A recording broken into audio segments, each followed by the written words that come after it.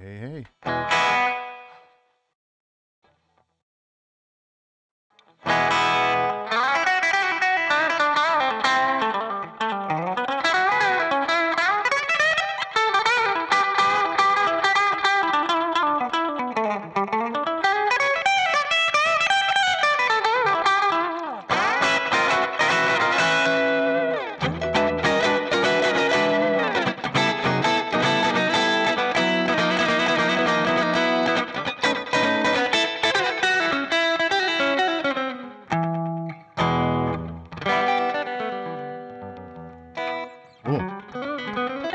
I was just playing around with the little 2-beat thing in the key of E, working on the next video. The Rockabilly riffs thing, kind of trying to come up with different licks and different ideas for the other side of the Rockabilly. The way I see it is, you get your shuffles and your straight rock, stuff like that, which could be a whole nother video. And they're similar in nature and approach to, I think, soloing, although when you play straight eighths, it does change, obviously, the feel, but I think it changes the scale, the scales that you're going to use and the approach to it. So that definitely could be a whole nother video. And then the country 2-beat stuff, a lot of country chicken picking, pedal steel type licks that kind of overlap into Rockabilly, and I think that's a huge part of it. So that's what I've been working on for the next video.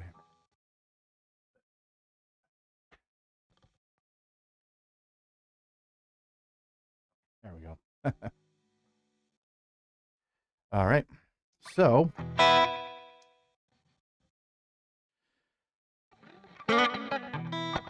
hope everyone's having a good weekend. I've been hard at work at the bunch of videos. The wireless monitor, just had some technical difficulties this week with some of the programs and things, but that got sorted, so kind of pushed me back a little bit, but not too bad. And then I'm just going to write the tablature out for this Rockabilly riff video, and then we should be good to go for hopefully get it up by next week. And yeah, it's going to be in the key of E. I think I mentioned that a couple of streams ago. But every riff that I play, I am going to take advantage of the open strings, because depending on what key you're playing in, if you're playing in E, G, especially those two keys, you can utilize the open strings to your advantage. But I want to make sure that every riff that I'm including can be transposed and used in any key. So you're not just relegated to, oh, well, this riff is great, but I can't use it in this song or another song because I'm stuck in A or B flat or something. So even though in the demo I'll be showing the open strings, I'll play it when I break it down. I'll show you how we can play it without having to play without the open strings. So see where today leads us. Been just playing around with different charts, and I have a tendency to, I'll read the chart and I'll go, oh, you could use a couple other chords in there, or use a couple of passing tones and passing chords or substitutions or something like that. And then it got me thinking that when you're playing a song and it's got a bunch of different chords in it, or you add them yourself or whatever, there's also you want to be concerned with voice leading. And that's what got me thinking about it. When you play a chord, for example, voice leading is just a term meaning the voicing of your chord leading into another chord. So the harmonies lead better into the next chord. So, for example, say I want to go from an E minor 7 flat 5. I want to go into an A7. Instead of just jumping all the way down here,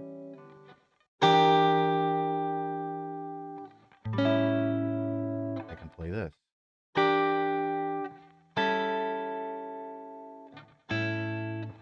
the whole chord. And it's just, and the notes are basically the notes are closer together. So there's less musical movement, less harmonic movement. And it doesn't sound as abrupt. So as opposed to doing something like this, right? That's a major shift, pun intended.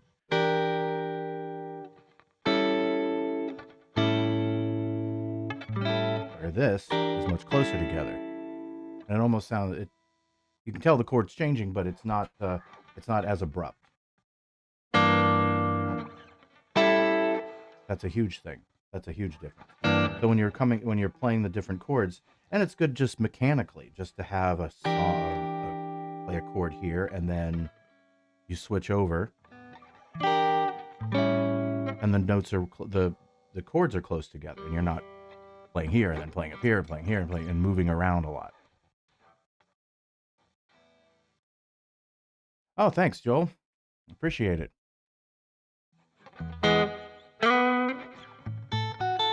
Well, we definitely got some more coming. Now my schedule is kind of cleared up a bit, and yeah, beginning next week, I don't really have too much on my plate, so I'm gonna definitely be pumping out the videos. This is the time of year where, for me at least, gigs and other type of work kind of slows down a little bit, so it gives me more time to focus on the channel.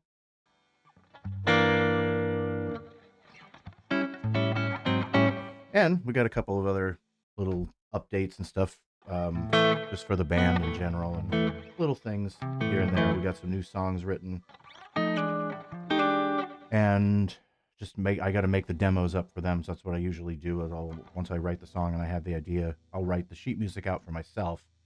When I say sheet music, I really just mean chords, but in a sheet music form. And so I know, like, if I just write the lyrics, some people will write the lyrics and then write the chords on the top, like you would see on Ultimate Guitar website or stuff. And if you know the song already, that's fine. But if you don't know the song and you don't know the timing of where the chords have to change, I mean, yeah, you can remember it or make a little recording of it on your phone or something, but which I end up doing. But once the song is completely structured, I'll write it down and write the melody out or close to it, and then know where the timing of the chords are. I'll make the demo with the fake drums, the computer drums, and um and uh um and then I'll play the bass on it and everything. And yeah, so one's a kind of a rockabilly-ish sort of tune. Another one's a really fast double time swing. And then we've got some other slower, real slow, I don't know why I said real slow, like 110, 190, or 110 or 90 BPM swing. And some other country 2 beats, and we'll probably have, at this point, we have more songs than it's going to fit on a single album. So we'll we'll figure out like which songs are the best ones that are going to make it on the CD, and the rest of them or streaming service, and then everything else will just be released probably individually as singles. Seems to be the way things are going these days. I mean, people don't really buy physical medium anymore, unless it is a vinyl, which I'd love to do, but we'll see how that goes.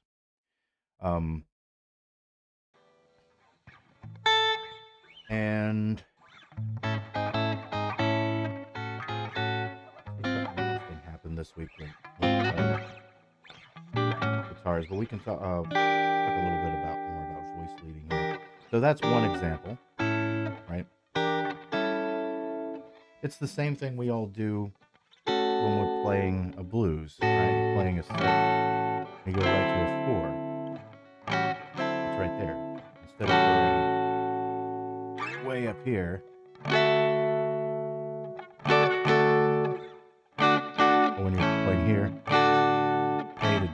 That's a really a basic example, A to D. The notes are closer together than going. Now on guitar, a lot of the times the notes are similar, but it would be jumping octaves almost in a piano and playing a real high inversion. Or in a piano, it's much you can visually see it a little easier on piano, where just a note change in a chord will make the difference from one chord to the other. So that and when you lead the whole chord into another one, all of those notes are just closer together. And visually, you can see it too when you're writing it out in sheet music. That's where the voice leading, you want to make those notes as close together as possible, especially in a rhythm guitar, because this applies more to rhythm guitar and pads, meaning like a string pad or a background under a bed for the vocals to sing or over the top of.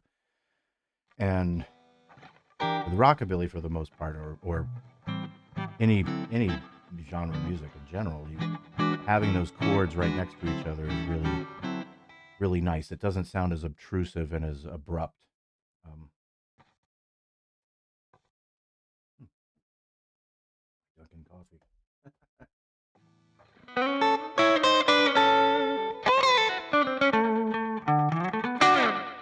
Otherwise, I haven't had a chance to get somebody talked about these jazz picks um, last week, and I haven't had a chance to get to a music store, but we did get some other new picks in. Finally got I realized I ran out and I needed to order some more, so I don't know if you can see them on the live stream, but they got the new. Is that gonna focus? Probably not. Anyway, it's the newer TeleDynes logo with the rocket ship and stuff, but it's a blue pick, and it's like a Fender medium pick.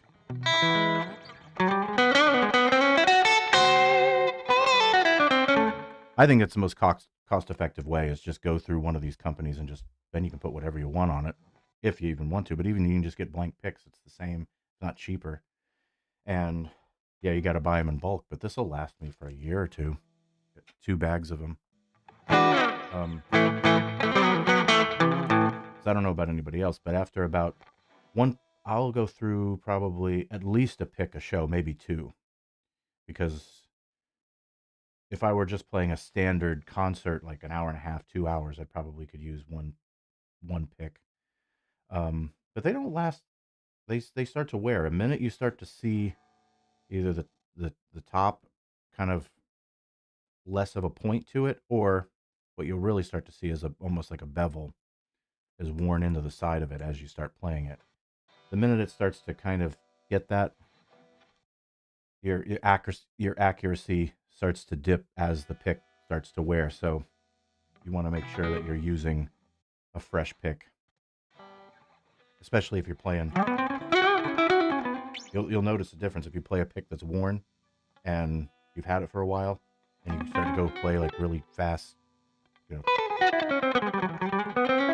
stuff like that, and then you go play with a new pick. You go, oh, this is so much better. Doesn't take much effort.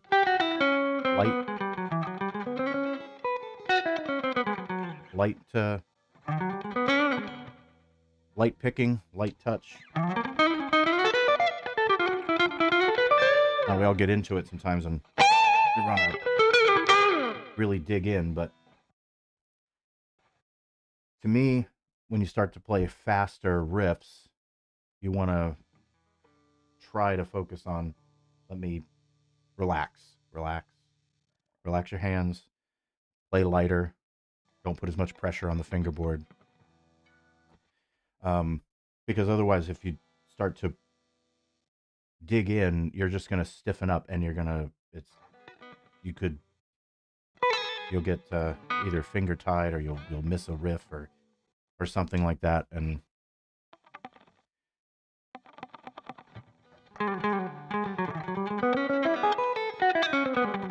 it just takes a little bit of time to get used to that, because if you play too light, obviously you'll skip over all the notes, right? And to get used to that scale's a good one to practice. That which is the bebop scale.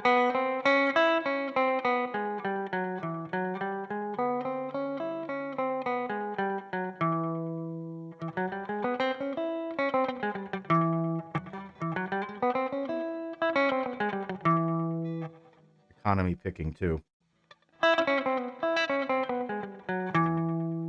The end there instead of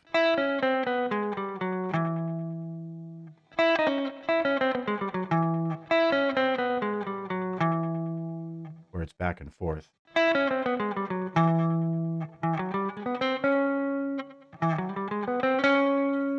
going down before the last note. You keep going down as opposed to back up. So that's what's going to get you your speed, is being able to switch back and forth between economy and alternate picking. The and it's less movements overall. So I've mentioned that before, but and if it's a complicated riff, I mean that one's fairly simple. It's all a scale.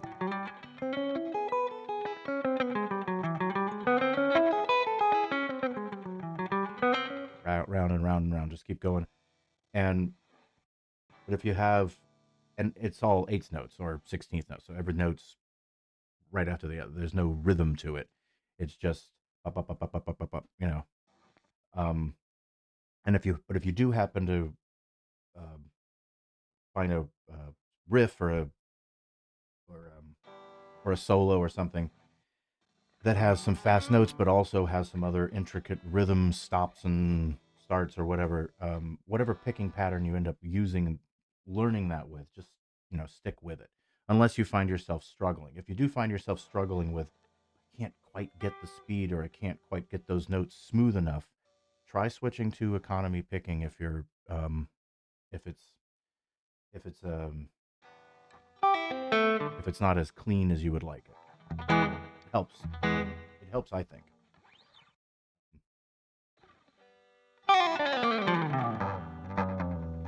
So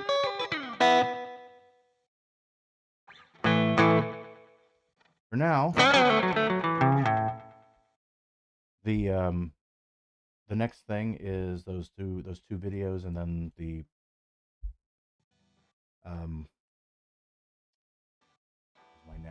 my next video is going to be, besides the rockabilly riffs. I think I'll start on those on the beginner guitar lessons and that sort of get that rolling. But I also want to take some time and get the album done too. So I gotta just balance the two between videos, getting the new material recorded, and getting that mixed, because just write new songs and you get a little excited. You want to start recording them and mixing them and that sort of thing. And it's been a long time since we've had a any kind of, I mean, taking chances I put on the YouTube channel, but we haven't had an album since 2018 or something like that. So it's way overdue.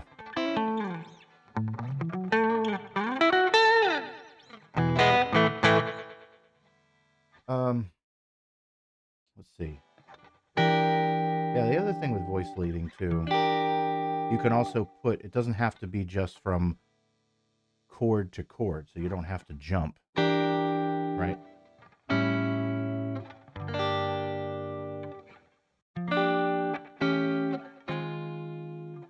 So you can put something in between.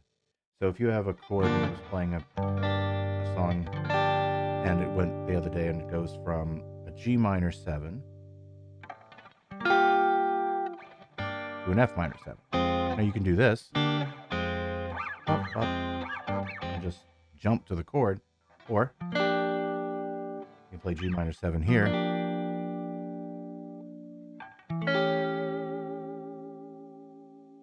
send the notes, or leading into the F minor 7. So it's chromatic almost. not quite.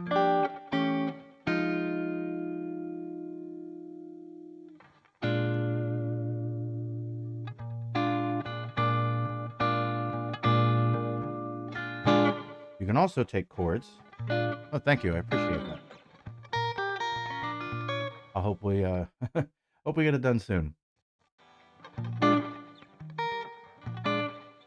Yeah, when if you have a chord, you can play, instead of just playing the same chord again, you can do something like,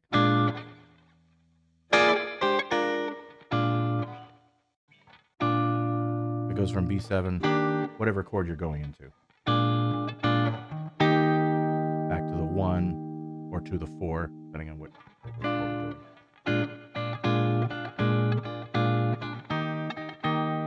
Right, going from one chord to the other, you could, and that's the same chord. It's just a 7, and then you have a couple extensions here. You got a 13 and a 9, which you can do. You can always just add extensions on top of these dominant chords. You see this movement all the time.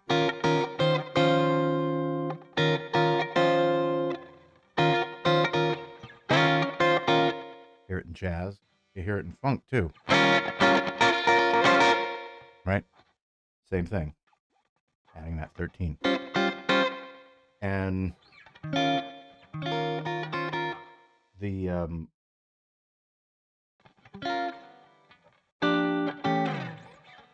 you can play off of those chords and add a couple of different rhythms in here. Or whatever. Whatever rhythm you're doing and that sort of thing. So you can play different inversions and lead into another one. And that, it creates just something a little bit more interesting rhythmically. Now, depending on your situation, if you're playing with a band, somebody that doesn't want that, then obviously it's not gonna that's not gonna work. Because some people don't like that, especially if you're backing somebody up. They want to just keep it straight ahead and simple, and that's that. But if you have the ability and try to add some other things, if you find yourself getting bored with playing the same rhythms over and over again, throw in a couple of different things and see how it works.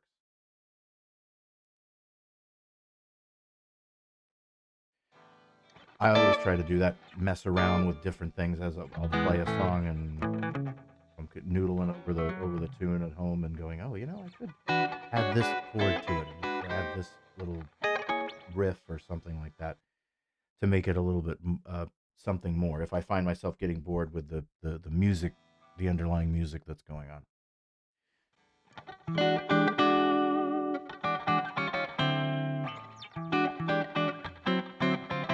I went to see this big band actually last night.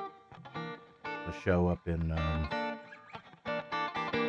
Woonsocket, Rhode Island, and it was I'm gonna get her name wrong.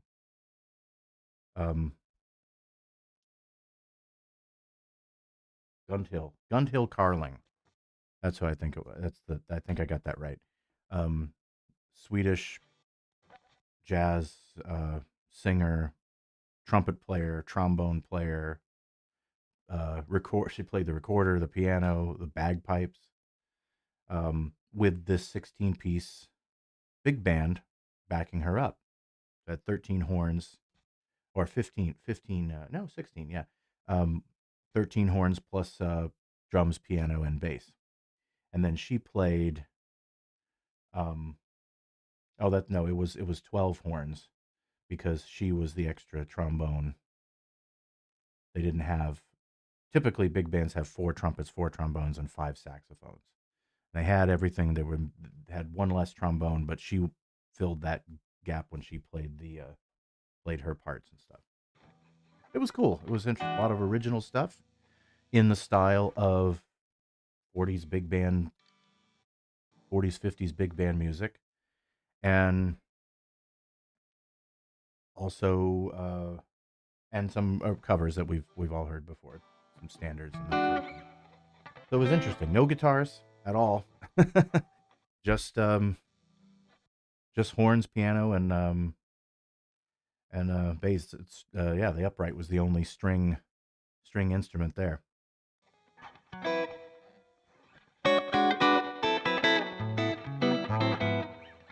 But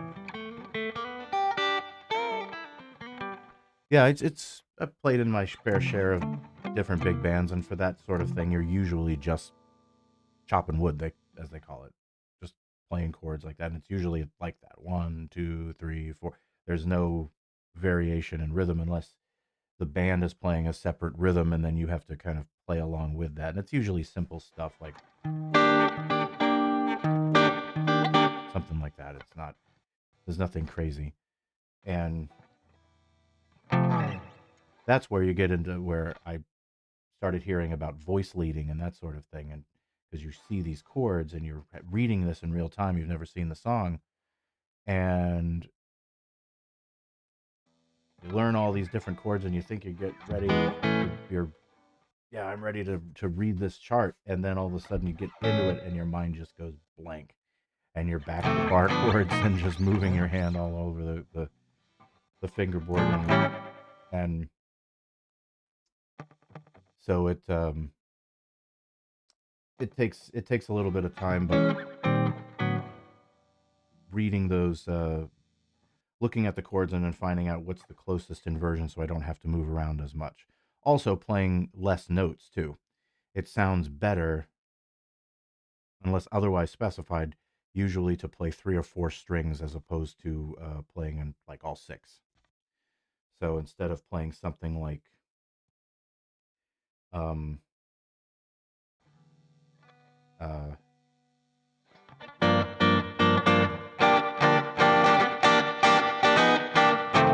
yeah,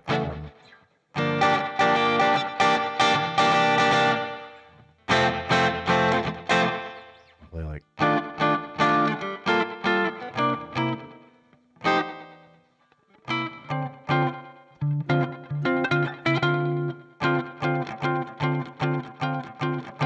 F6, you can play it like that, or like this. It's a pretty common one. You play it instead of playing sevenths, that, you play like this.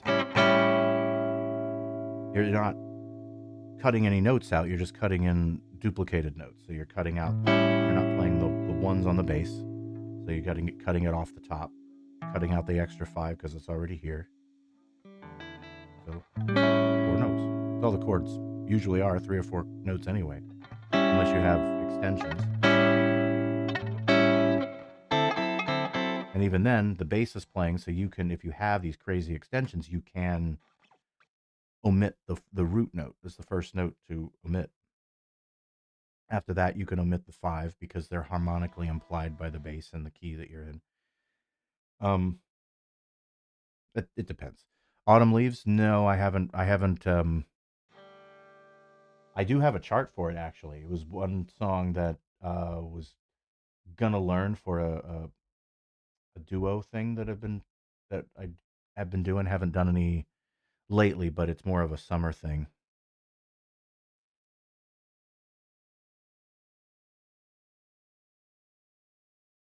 Yeah.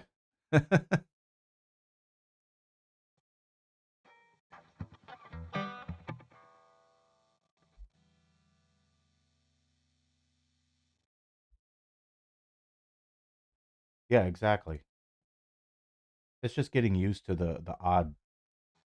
We're all taught, basic bar chords, and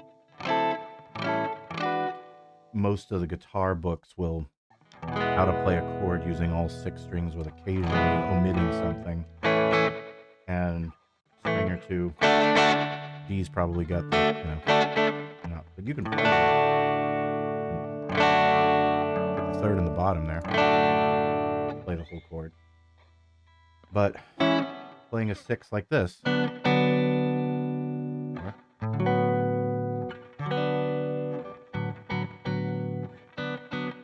depending on what you're going for, right?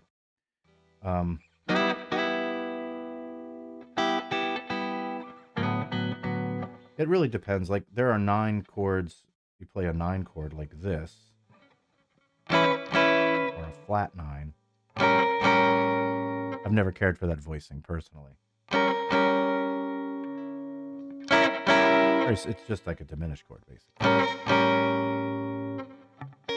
I personally never cared for that. I don't know. It just sounds too harsh. But I like this version.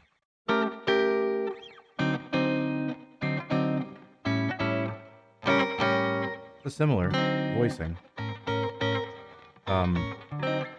It's just it's separate. It puts the third down a little bit more into the bass. And it puts the 7th and the flat 9 closer together. And you got root 3rd, 7, flat 9, no 5. Flat 7. And that, having the extended chords, the dominant and the extended note closer together, sounds better than having the 3rd right next to it and then putting the 7th in the bass, like this voicing does.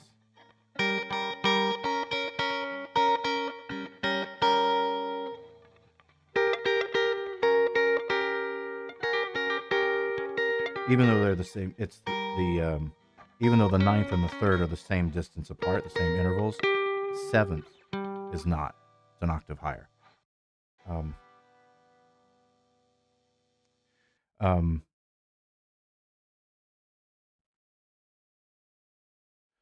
Oh yeah, I love coming up with different inversions all the time.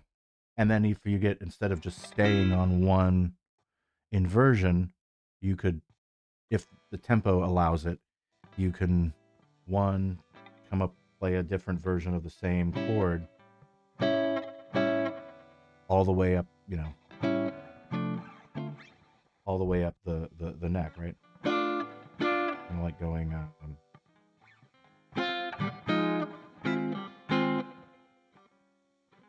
that.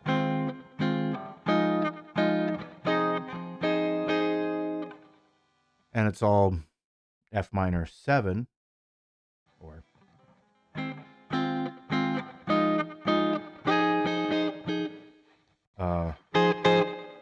and it's the same chord, but it sounds like you're changing chords, and there's movement going on as opposed to just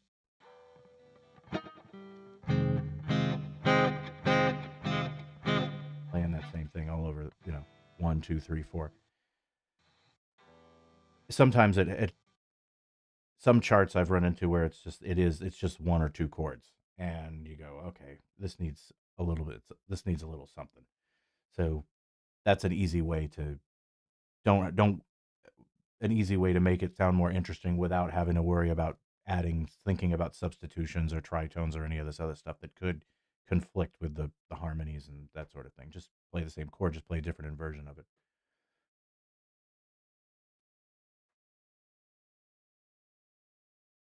Yeah. Yeah, sometimes it doesn't work. You just play around with it and you realize, oh, it kind of sounds cool for a second, and then you go, oh, well, maybe it doesn't. And just, drop it, put something else in there. Unison always works, as they say. My music teacher used to tell me that. Unison, if you're running into trouble, unison always works.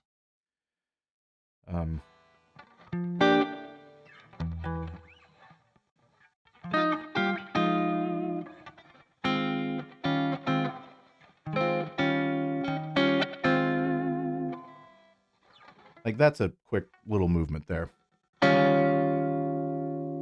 E9 to an F minor 7. And it's just flipping 2 little notes around.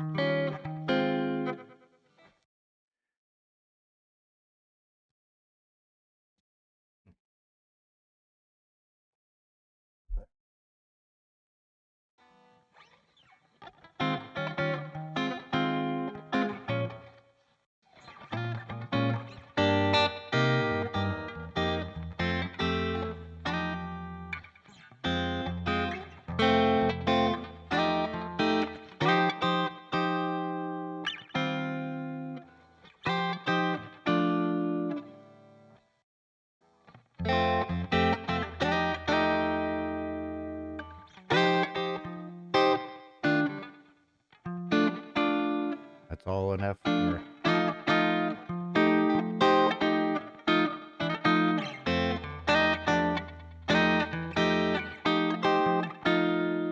It's all an F. And just jumping around. Jazz especially, obviously.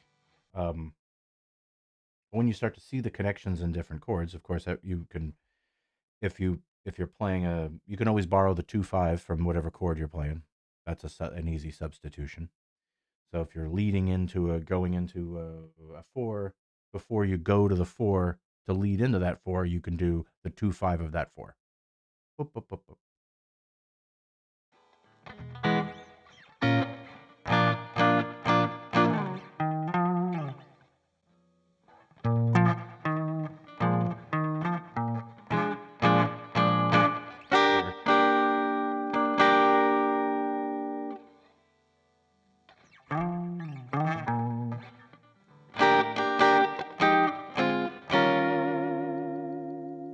Right?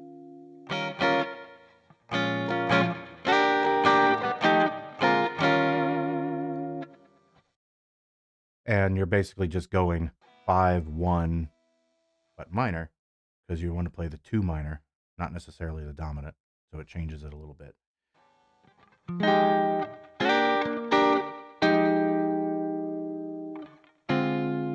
And you're playing a dominant, still a B flat. We're in B flat, you know. Usually the 1, I mean, yeah, the 1 can be a 7. It can be whatever, 1 can be whatever you want it to be. But typically, with a lot of this stuff, it's either a 6 or just a major. And then you go into the 4, which could be a 9 usually.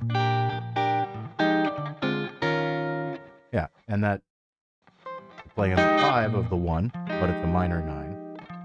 I've chosen a minor 9, but you don't have to do it that way. You can just do a...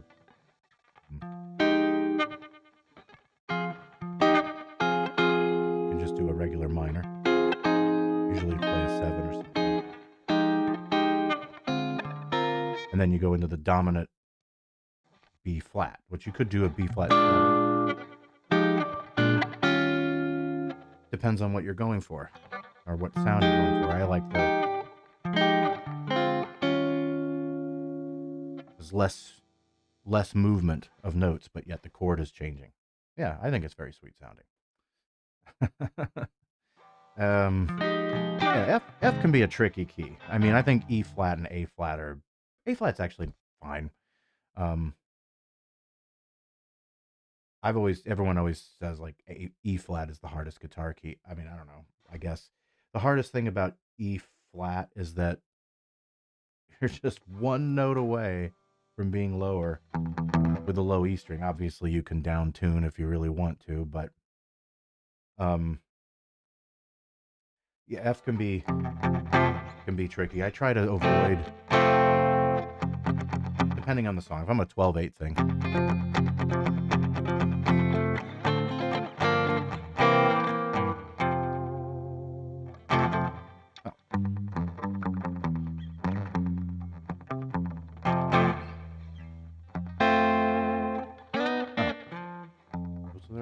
love your style look. Thanks.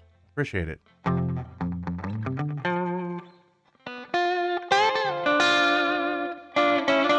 I usually end up playing chords up here, or if I'm playing a 6, down there, play an F. So I play, we do a cover of Choo Choo Boogie, that's an F. I'll usually play the 6 here, as opposed to here. And the reason for it is because to go to the 4, instead of playing this inversion of a B flat, which requires you to leave the D string open, it can ring out. And to get it to stop from ringing out, you have to kind of mute it with your middle finger. And that can... It feels very cramped up there. So it's just easier to here and go to that 9 instead of that one.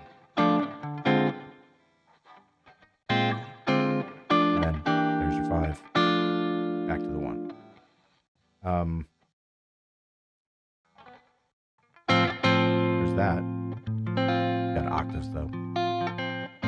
But then you can take these two notes, the third, the fifth, and the third, which is in the bottom, diminish.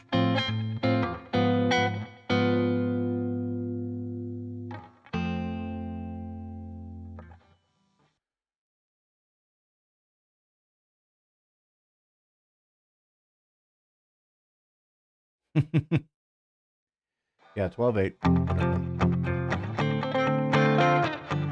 Typical 1, 6, 2.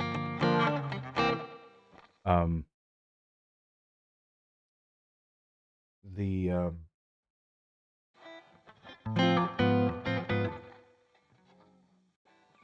was I going to say? It was something. Let's see, oh, the E flat thing. So a lot of the times you'll get, this is stuck here, but you can always play this chord. You can do a full bar chord, play it like that, and it's just a C minor, but you're just moving your little finger and putting it on the E flat in the bass down here.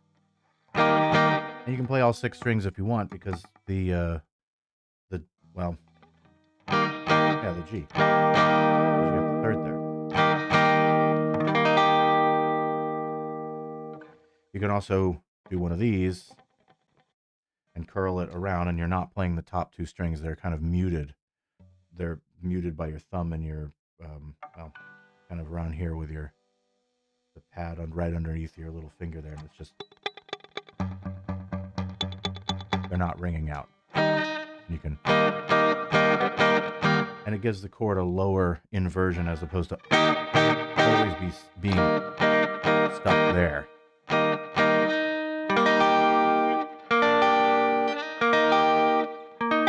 that's the same, but then you don't have the fifth on the top, right?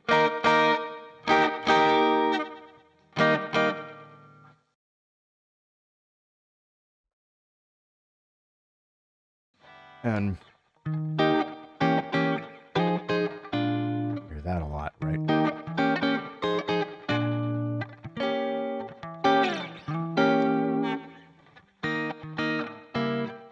You can still do that same motion.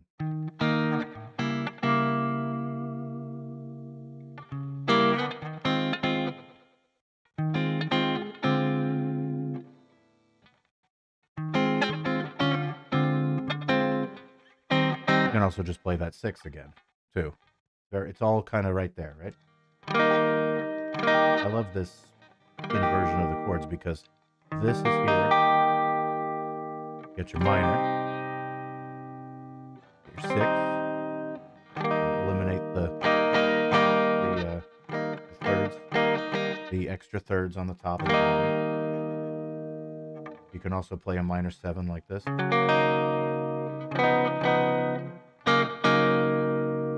And you can do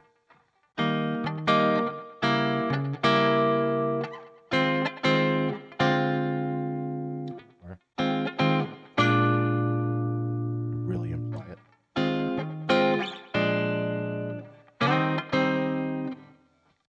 And the scale's there too. Just swing if it's, swinging.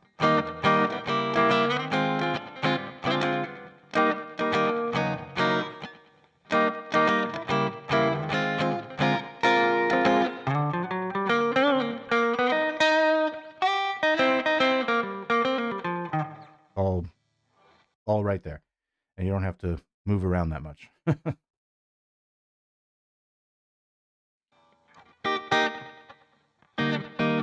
Yeah, so that's the E flat thing. When I first found that out, I was like, it's just a C moved up.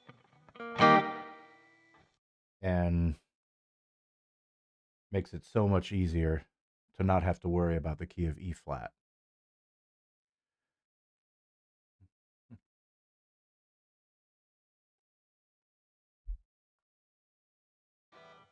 I think that's really I mean, occasionally, actually, we play a song in A flat, which is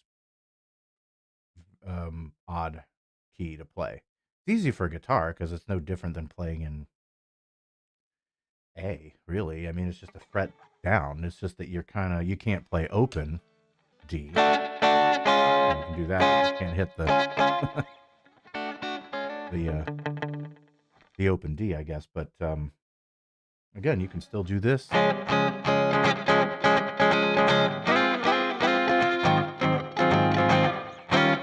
But if you're playing a lot of blues and stuff anyway, it doesn't really matter. You're playing the same form. 6, 9, 4, 9, 5, 9, back to this. 2, minor 7, you know, whatever. Again, you're doing a 6. You can do 6,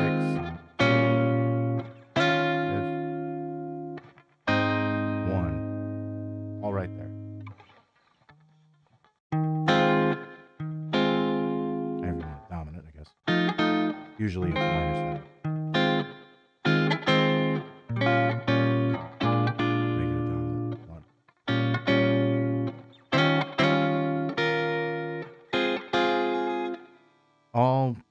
All movable shapes too, and all very, very close together. And that can be played in any key. You don't all of that didn't matter. That's just happened to be A flat, but you could do it in C or B or B flat or whatever. I don't think there's anything. I have played a song in D flat once, and I don't remember. I couldn't tell you what it was. That's an odd key. For guitars with frets, it doesn't really matter. The upright players have the worst time of it. E flat's not too bad for them, but A flat is bad because if you want to, well, bad. It's hard. It's difficult. You really have to know where where your notes are on the bass, because you've got your top A flat is up here on the top of the G string, the first fretted note, but that's the only octave. If you want to play the lower octave, you have to play it on the A string, or the E string, sorry, which is 4 notes up, and you got to know. You can't just rely on open E and open A for the like a lot of the rockabilly stuff. But I mean, again, unless you're getting into jump blues, some jazz stuff and things like that, you're not really gonna probably use that key that often. But a lot of it, the keys are usually decided upon by the singer, right? So whatever the vocal range works better. Um, so it just that is the will usually be the determining factor. There's a song. I mean, if certain artists I won't, I can't cover, I can't sing in the original key. It's just way too high. Like Little Richard, no way. You know, most of his stuff was in G, and he's hitting that way up there.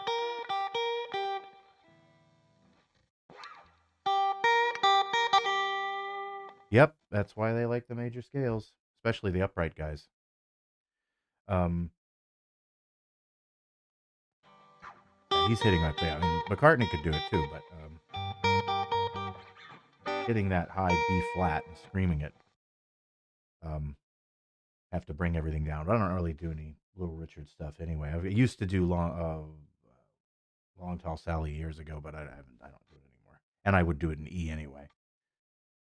Um,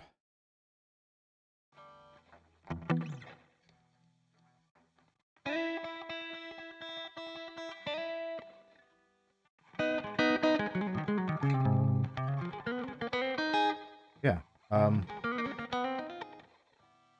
So let's see. Yeah, the chord stuff is for me that's where you can get into like a lot of the theory and the moving things around with different inversions, and that can become really fun. Also, you take those chords and you see what the notes are in those chords, and then you play a major scale, but add in or replace the notes. And that's essentially where you get things like altered altered Lydian scale, altered, the 4 scale or something like that. It was like an augmented um, notes here and there. And the scale can imply what key you're playing in.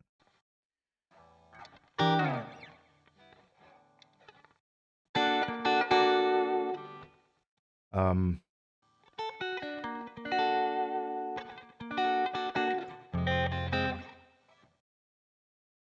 let's see. What else can I talk about here? I think of some other musical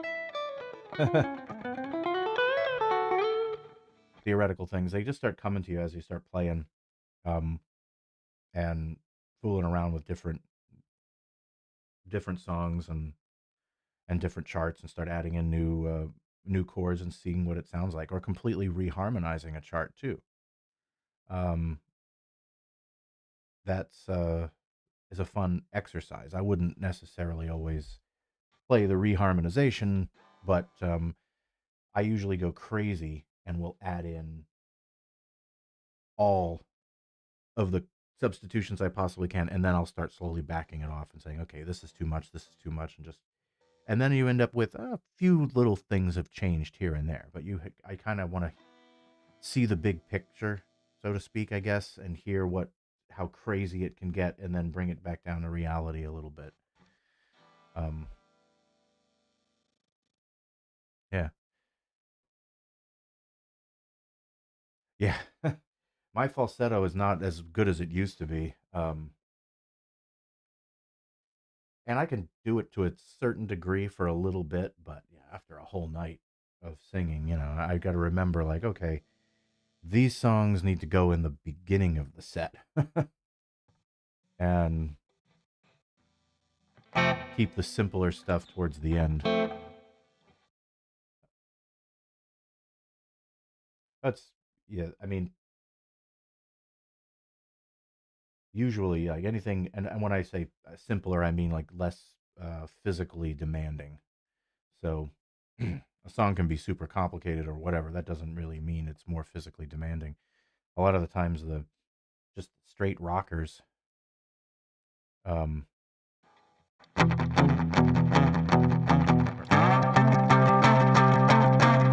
just doing something like that will take way more out of you than playing any of the crazy jazz things. At first it seems like the complicated songs are going to be take more out of you, but that's only because they're probably new to you. I know for when a complicated tune is new to me and I haven't played it live yet, or only a couple of times, it takes a little bit of it's a little stressful, takes a little mental energy out of you. But once you kind of get it into muscle memory, it's usually not very physically demanding. The straight rock stuff, like something like, I don't know, Seven Nights to Rock, the way, straight rock version of it, not the original. Very similar to Play It Like House is Rockin' or something like that. It's cool. Or what's that other rockabilly tune that I used to play with another band? It was called, oh, Come On Little Baby. Couldn't tell you who did it originally, but it's an old Sun Records. I think it's an old Sun Records tune. Most of the stuff was. Um,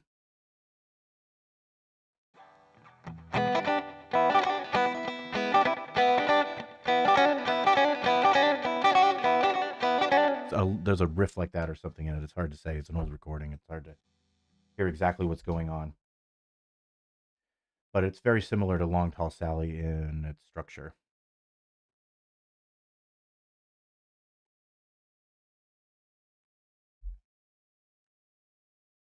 Oh, thanks. I appreciate that.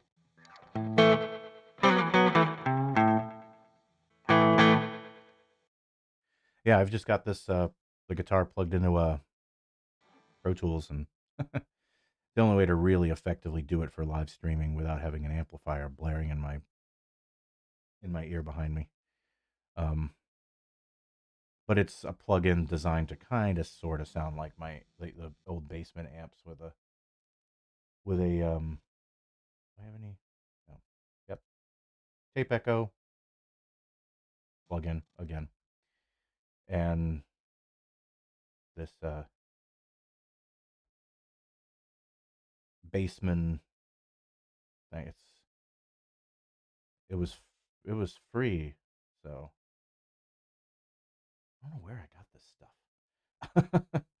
I have no idea where some of this stuff came from. Probably from some bundle I bought from something else. But yeah, the Tape Echo is cool. Kind of emulates like an Echoplex. Pretty decent plugins. And this is like by Plug-in Alliance called Bass Dude. Uh, oh, thanks. Now, of course, for recordings and all the videos, I use the real amp. I don't use the plugins. Um, although it would be a lot easier. And it does sound pretty good for the guitar instructional, like the beginning guitar series that I'm going to do, because I'm recording a bunch of them, so I can release them consistently from one week to another. And for that, I'll just use this plugin. And I'm not gonna teach with this guitar. I'll probably teach with my Tele or Strat because of the dots. So because people are used to seeing the dots on the 3rd, the 7, and sometimes the 9 and the 5, depending on what does that have. Yeah, that's got him. That's got all up the neck, and it'll just be easier for people to realize this. I know this can be a little. I mean, you have the little thumbnail inserts that provide the same function, but looking at it from direct on is I know, at least for me, it was a little weird. What amp do I play live? My Bassman, the 63 Bassmans. What you see behind you, basically. That's it. That's the. I don't play this. This is a. I have two of them. This is. Um,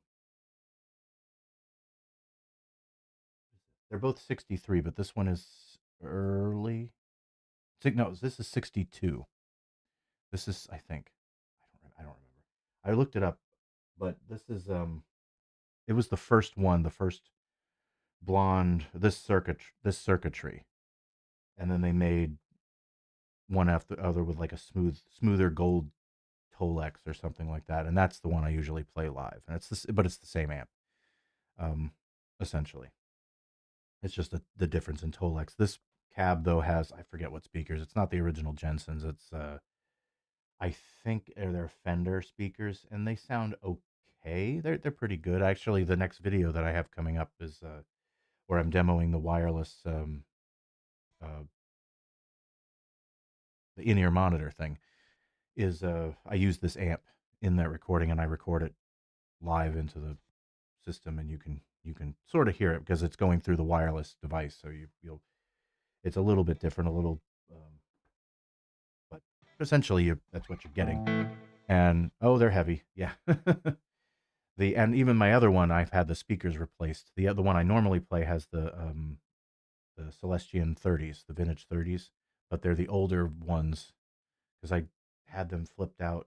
I had those switched out in like 2002 or something like that, and they hadn't developed the new magnets that are in a lot of speakers today, so they're still very heavy. And then put that tape echo, the 301 space echo, on top of that, and run that. That's it. And then I used to use an attenuator, a THD hot plate, with the mystery brain and the pedal board and all of that stuff. And I realized that I use reverb, delay, occasionally tremolo, and that's about it. I don't really use. I've tried using uh, like overdrives, tube saturators, and stuff like that. It's okay. They do it. You have to have them set just right, otherwise they can fit. The guitar will feed back like crazy with these hollow bodies. But and if you crank these amplifiers, they break up really nice, and you get this very similar effect anyway. So I just want a little bit more of a distorted sound. Just turned up to 8, and there you go. Um, yeah, so I realized I don't really need the board anymore, and it's nice not having a pedal board because the Space Echo has reverb built into it. It's not spring verb, but I like it. It sounds pretty good. And then I just put a little tremolo pedal on the side of the amplifier that I can hit when I want to do a tremolo pedal thing, like some of the surf stuff. Yeah, I have a tremolo set up. I think I have one. Ooh, that's not good. Ooh. It's hard to get these things.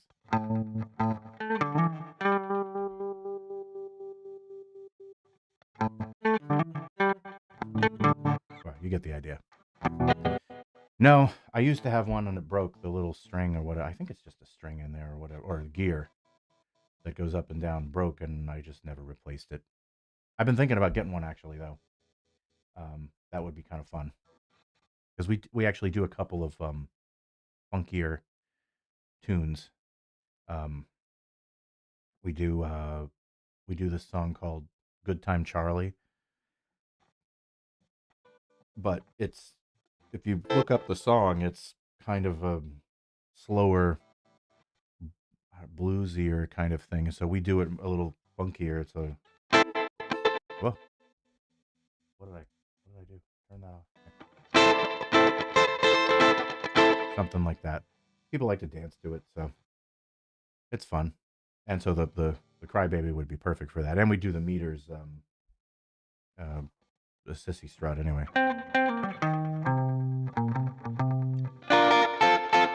Um, so it would be handy for stuff like that on the solo, right?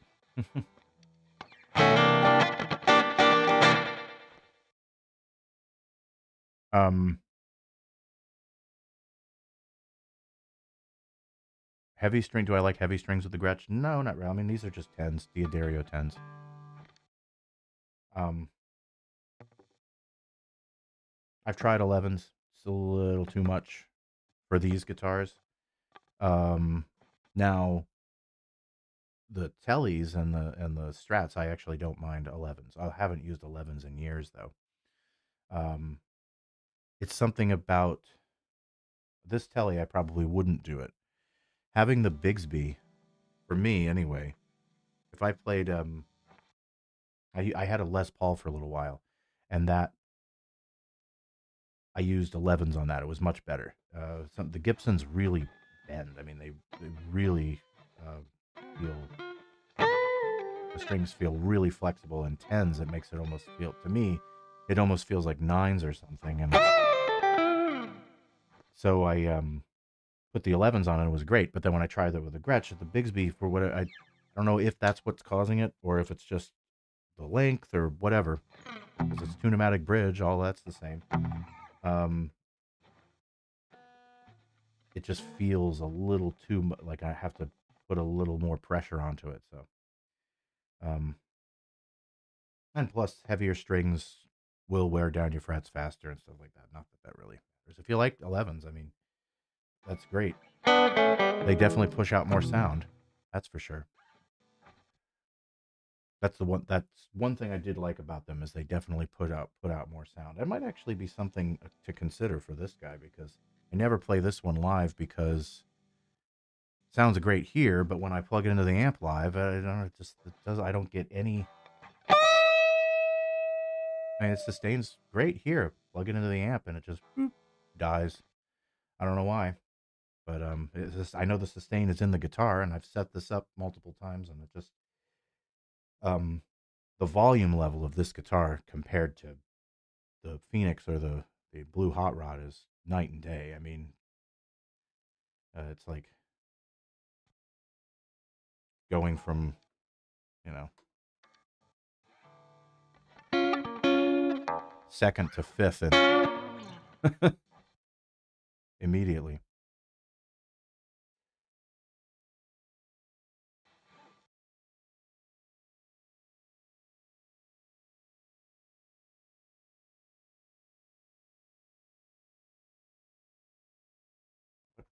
What measure do you consider fair to include a guitar melody in a rockabilly solo?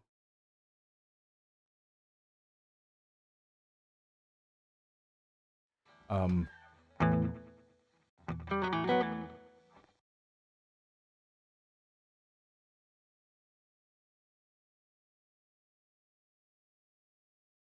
what measure? You mean like the part of the progression?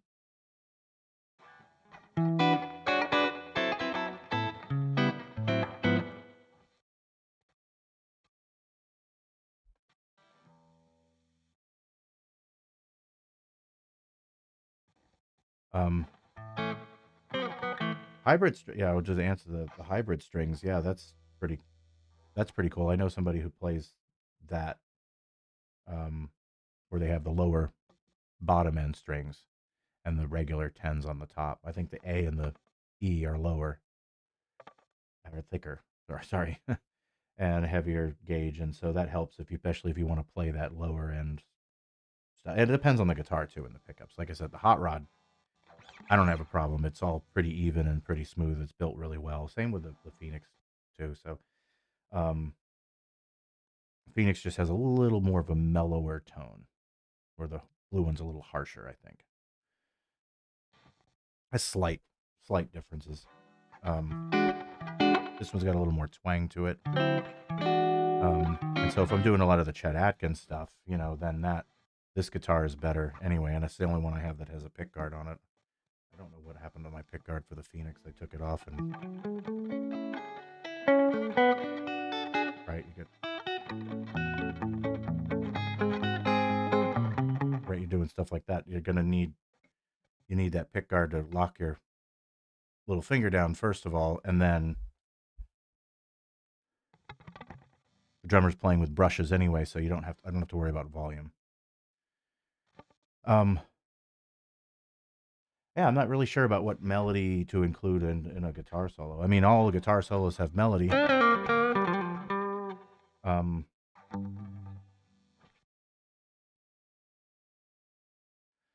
but yeah, there's no real any rules to playing rockabilly solos. So whatever you want. That's the great thing about it. You can play a melody line, or you can play just you can play riffs and licks. Or you want to play the melody in the solo, the melody of the song. That can also work. Can I sing that, Mr. Sam? No.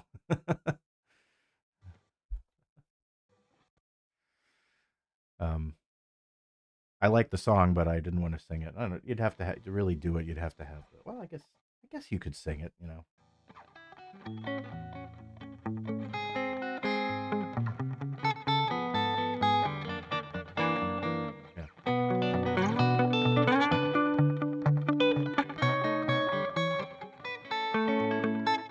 Um.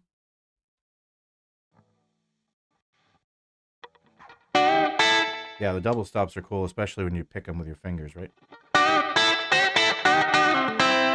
Get the thumb bouncing from the A.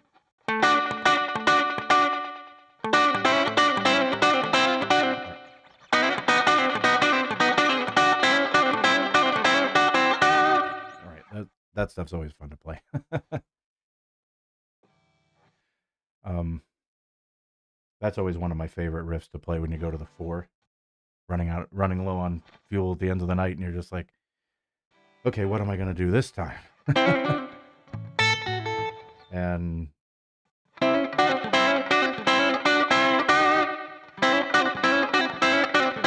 that's your 1, right? And then your 4. You go back to the 1. And then your 5 can be whatever. You can go play the chord, or you can do a country bend. Right? Right. That's your 1.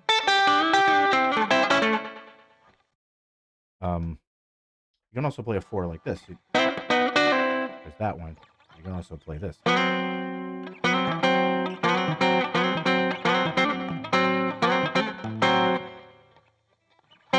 is it?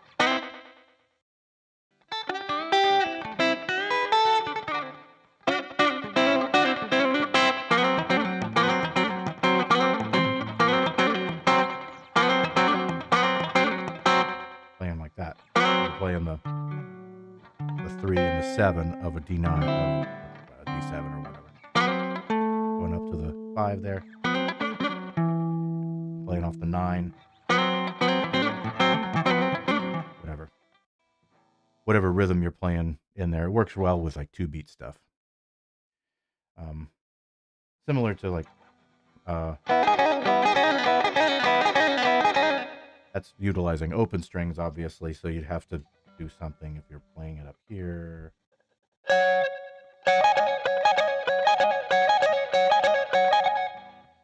And same idea. So you could do it anywhere you want. It sounds really cool when you get the double strings in there. Similar to this kind of thing. Right? So instead of just doing the pentatonic, minor scale, right? You just play double stop. Double stop down here too.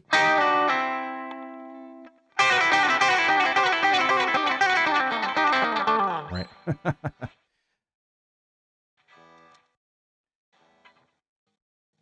It definitely fills in a lot of space.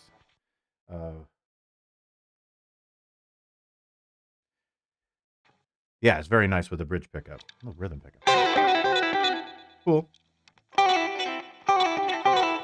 And both. The bridge really kicks it up. Yeah, the bridge really kicks it up.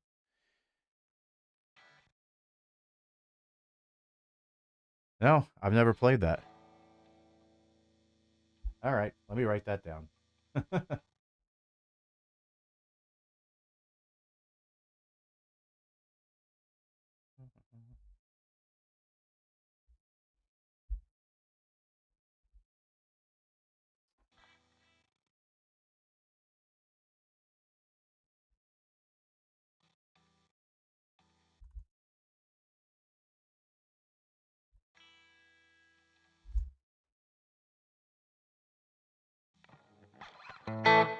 I'll look it up later.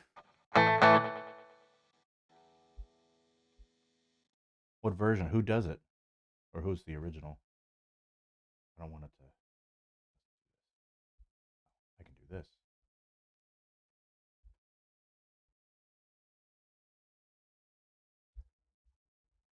Let's see. Vegas. Jeff Simmons?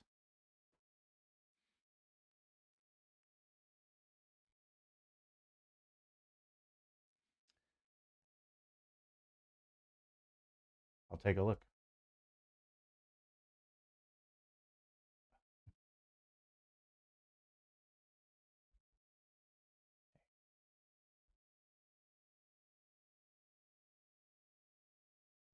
Cool. On my list, I'll take a look at it if that's the right one.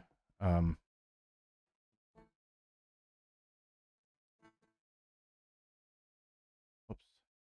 Turn my desktop audio off there. Yeah. I played that before that Cannonball ran.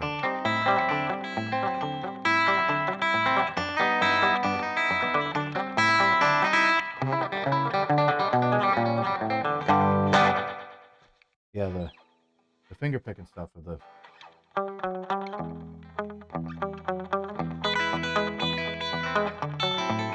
Nope, that's not right.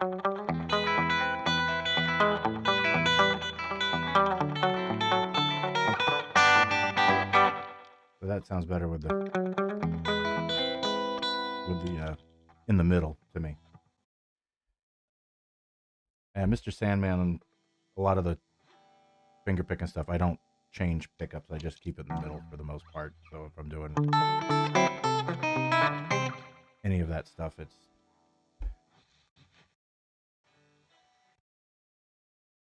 Oh, how much in a solo should be instrumental melody? I mean, that's personal choice, but I mean, typically if it's like a fast rockabilly, just a rocker, like something like 16 Chicks or something, as an example, usually not that much melody. It's more creating your own melodies and rhythms and stuff like that. So, um, like take a song like "Oh That's All Right, Mama" or "Hound Dog" or any of the old or "Bebop Balula." No melody at all from the verses, and sometimes you throw maybe when it come a nice effective way I think to do it is when the solo is ending and you're coming back around maybe for like the last bar or two, depending on the tempo, you play a little bit of the melody to kind of toast on it to come back to it, and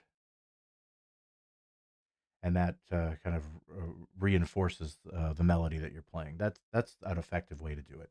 For 12/8 stuff, I like to. That's where I really like to play the melody. So I guess it's rockabilly, sort of. Not really. I mean, I don't know. It's 50s for sure. Like the um, We Belong Together. A lot of those 12/8s. The radio songs on the radio were not very long back then, so nothing any longer than 3 minutes. But when you play live, you realize real quick, oh, this song is way too short. It needs to go on just a little bit longer because especially if you play a place where people like to get up and dance, all of a sudden,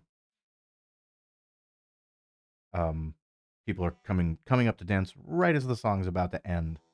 And so what we do usually, if that happens, even if we have extended the song, I'll just do one of these, or the bass player will do one of these, just keep it going, and we'll just go and repeat the song again and play it all over, um, just to get the people up and keep them dancing. Um, but yeah, for the 12/8 type stuff, I would. That's where I like to throw in the melodies, like as opposed to you take something like "We Belong Together," right?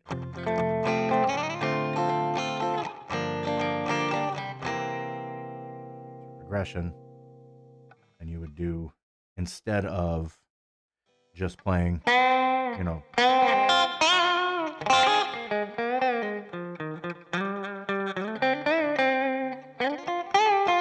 instead of just playing, melodic blues solos and stuff like that, you could play I end up playing a full melody. So I'll play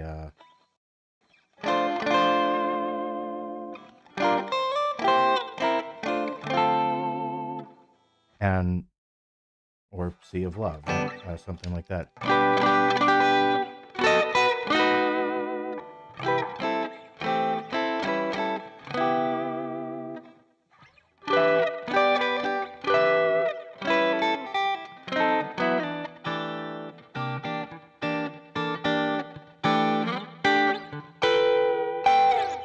And so the melody's done at that point, and then I'm just playing these like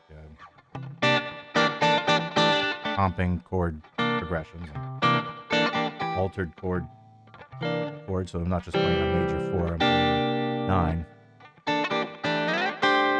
6, to another inversion of the 6/9, and then up to the 7, the 9 again.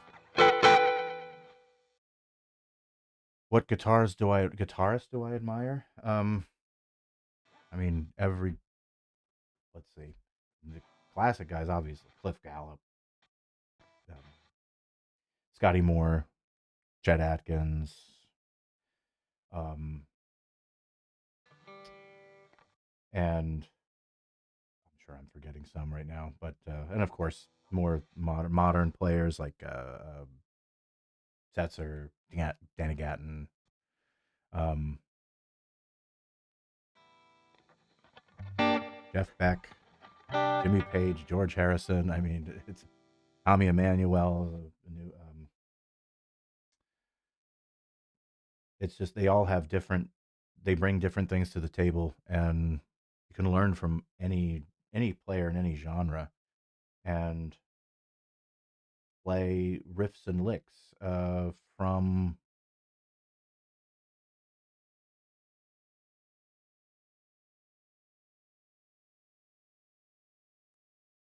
Yeah, riffs and licks and stuff. Stevie Ray Vaughan is another one. I mean, it's endless. Um yeah, I don't really have any guitar players that oh, Charlie Christian, there's another one.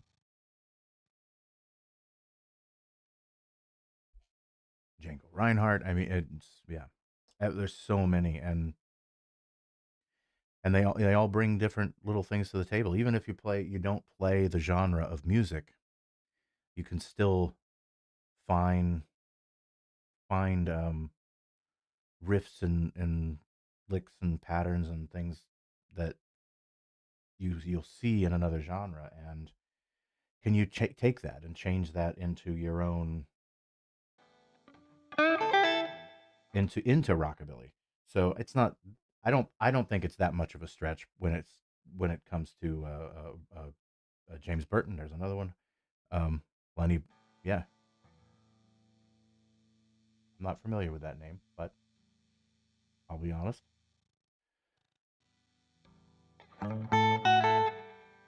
I will look him up though.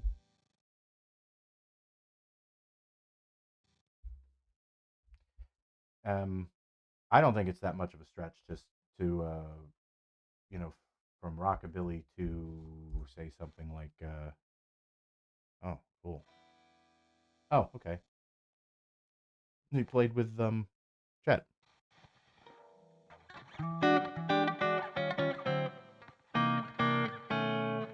Yeah.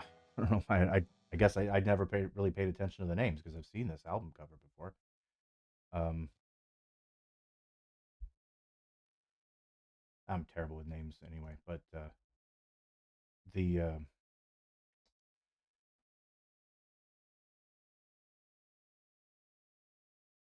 really, oh, cool. I'll definitely do it. I'll definitely listen. On the list. I'm always looking for new. I'm always looking for new or new to me things that I haven't heard.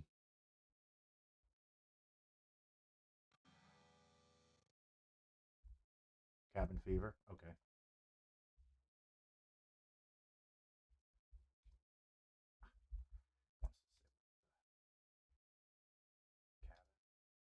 Cabin Fever.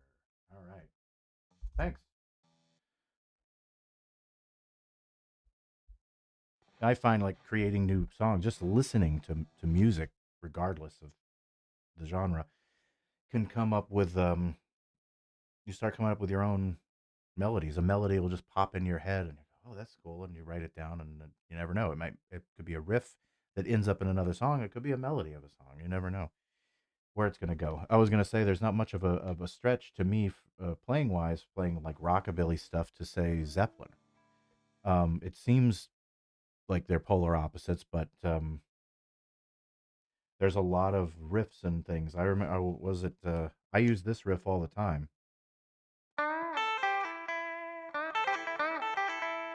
and that was like a. Oops, my guitar went down. And it's a simple thing. Um, and I want to say that's the that was from Dazed and Confused. But just learning that and swinging it a little bit,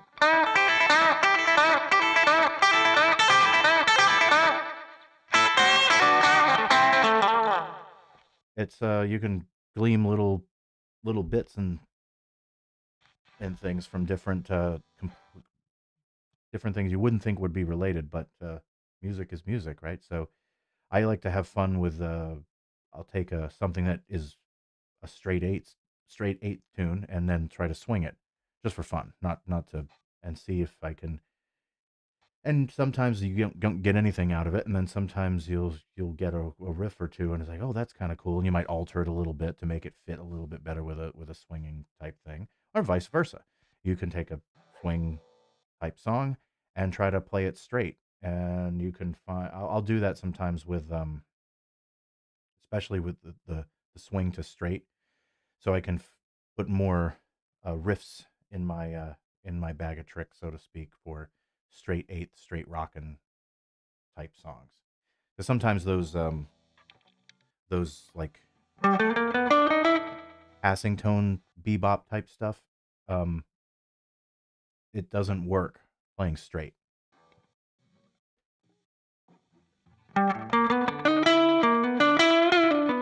I guess with some country stuff, some beats, if it's you can sort of kind of get away with it. But it definitely works when you're swinging, right?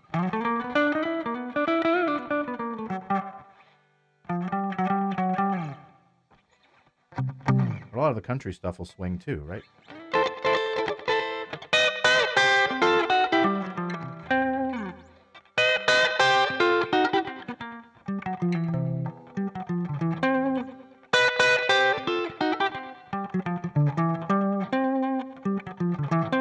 However you want to do it. I like that one. 2, 3, 1.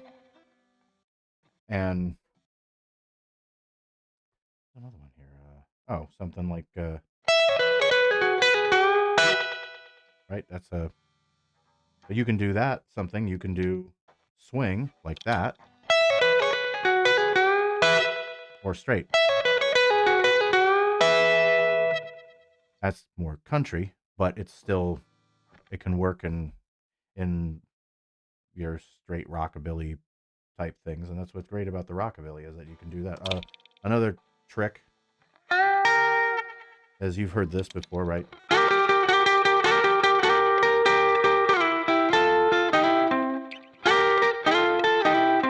Right, blues kind of thing, going up to the seventh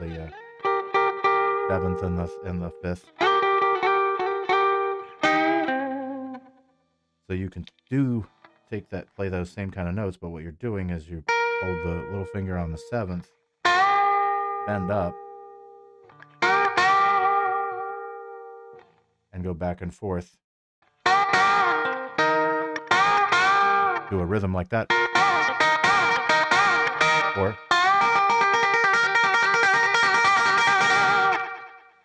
and kind of more of an effect, almost. It's still when you can add the top note too, the minor third,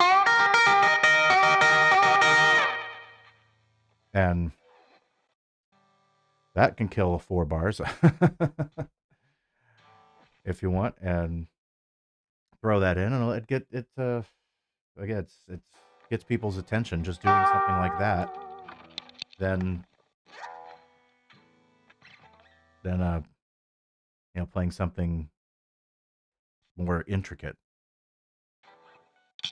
and you can play it like that. That's the way everyone typically plays it. Give it the vibrato treatment there. You could use the Bigsby too, I suppose.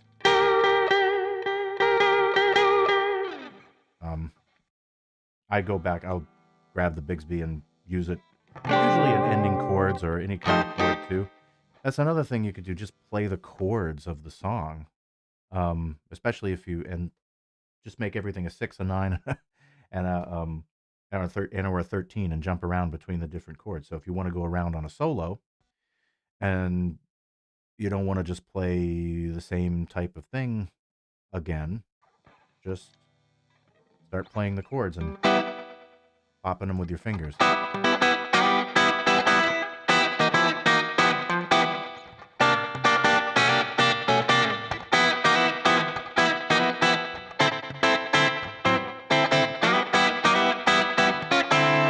And that can be leading into a solo.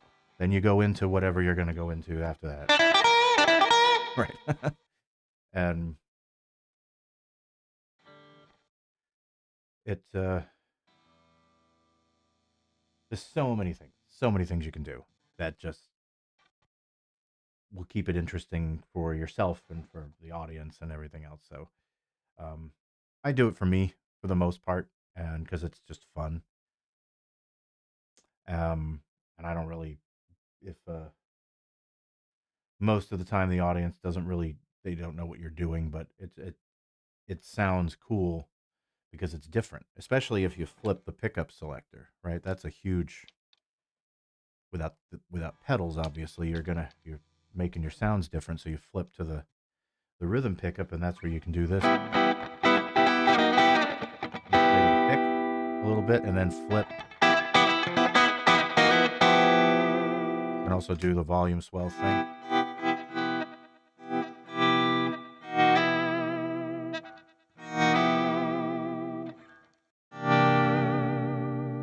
Sorry.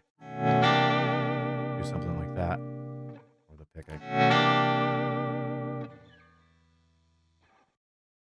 And you can dip down first. Let it come back up. That's more of an effect again. And then flip over to your pickup and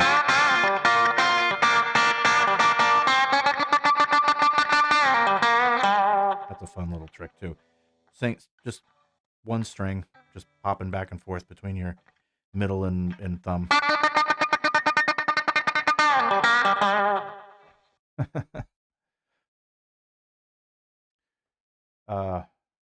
Spodico Pomp. No, I don't.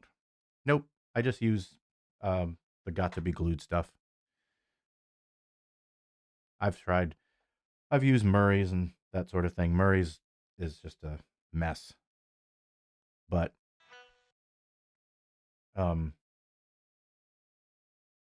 so I just used that and the hairspray too, because it's so humid up here in New England in the summertime that I really lacquer it.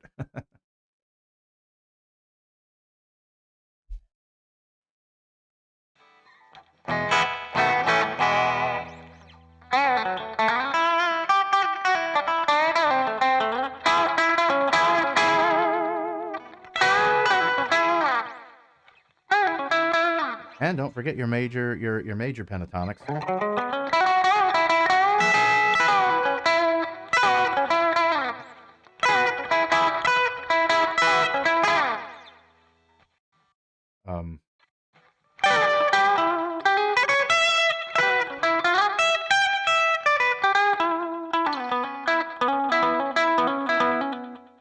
Whatever you want to do, right?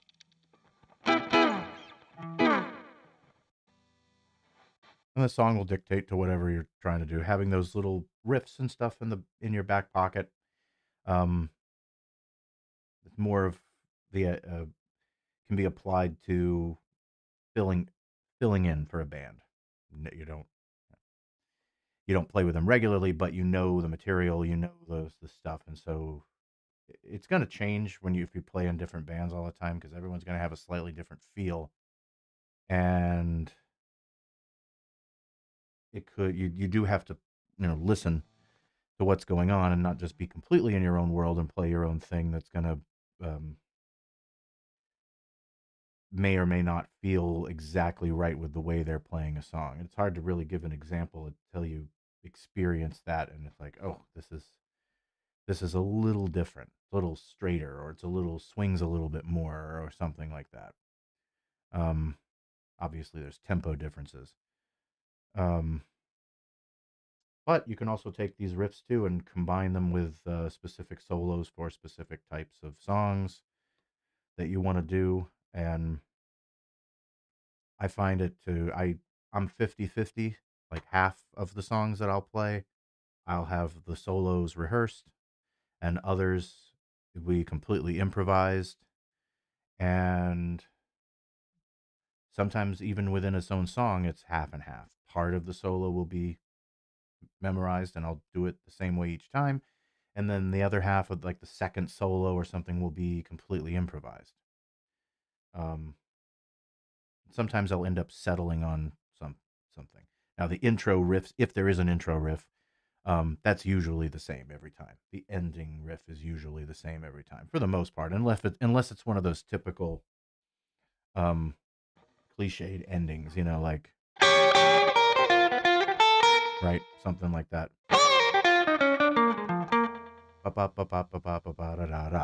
Same rhythm every time.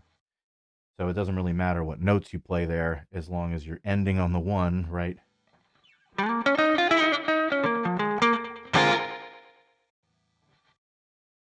And that can be improvised. Um, but if a song has a unique ending, obviously you're going to play it the same way each time.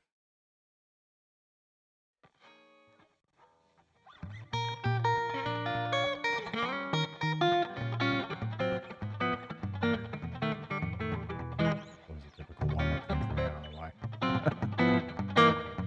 Just kind of go down, diminished thing.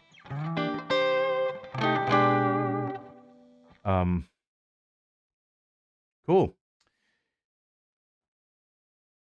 Dippity the the dippity do.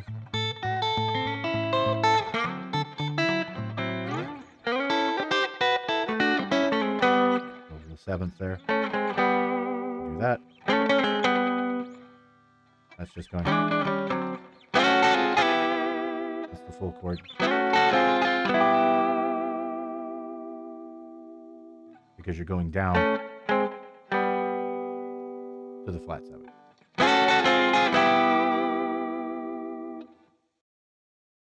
But you don't have to play the whole chord. You can just...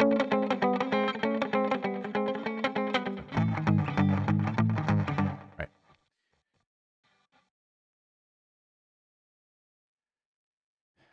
Yeah. Get not going out of tune with the Bigsby, that's always a struggle. The best way that I've found, some people say they don't like it, I've found it to work really well, is every time you go to string the guitar with these round wound strings, um, and even just regular, even the other ones too, but definitely with the round wounds, it's going to leave little um, grooves and burrs in the nut and in the saddle. So what you want to do is you want to take really light grit sandpaper, like 400, 600, something like that, fold it over and smooth that out. Then kind of brush out any metal burrs that you might get from the saddle piece, and then this. If take a look at it and see if you can really see it. If it's really obvious, these strings have been on here for a while, so I don't even know if this. Yeah, I can see it here for sure. Try to. It could be gunk in there too. Try to wipe it out first before you use any sandpaper. See if that gets rid of it, because it could just be, dirt, dust. Um, and those little things will cause the strings to bind when you play with the Bigsby. And it's usually happening at the nut, but it can sometimes happen at the bridge too. So you want to make sure that that's smooth and cleaned out. Then I usually use the Intune, the guitar Intune, or the Big Ben's um, lubricant. Lubricant. I think the Intune one is a better deal. Personally, you get a little bit more out of it. The Big Ben's version, it's a tiny little thing, and it still lasts for a while because you don't need that much of it. But I want to say it's like 10, $20 or something like that for a tiny little syringe type thing. So but anyway, the Intune one, you can put it in every nut slot and in every saddle slot, and make sure your guitar is completely in tune. So all your strings are stretched out and it's holding tune before you have messed with the Bigsby at all. So I just usually push the Bigsby out of the way so I don't grab it, and I just get the strings in tune. I mean, you can use the Bigsby a little bit to mess around, but what's probably going to happen is that the D string will go sharp after you use the Bigsby. That's what usually happens. Maybe the G string too, but it's usually the D string. And the reason for that is because the way the strings angle off to the side here and go into the string winder, that angle, when you bend it, it's causing its binding. So having it set up properly is another issue too, making sure that the nut slot is not only angled down and sanded down, but also slightly curved over towards the string, over towards the tuning peg. And then once that's all set, and then put the nut, and the strings are in tune, it's all in tune. then put the in-tune stuff in there, give the Bigsby a couple of, play a little bit, and that should relatively keep it in tune. It's still gonna, waver a little bit, go off a little bit, hear microtones here and there, but it's gonna stay for the most part. And then as the strings break in and you start to play it, that's why it's recommended just play it, let the strings break in a little bit before you go, make sure that if you have a gig, don't change them the day of, and